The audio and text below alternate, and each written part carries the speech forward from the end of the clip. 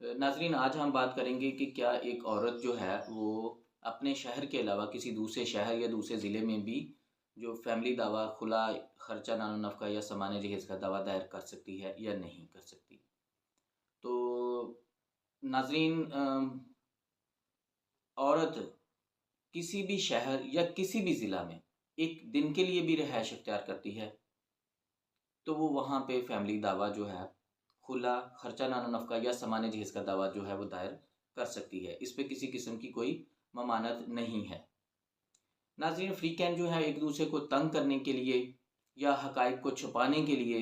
या फिर कुछ मजबूरियों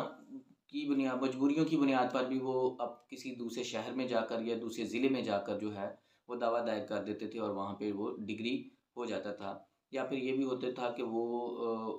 कुछ ऐसे हक़ाइक़ हैं जो फ्रीकैन आपस में छुपाना चाहते हैं।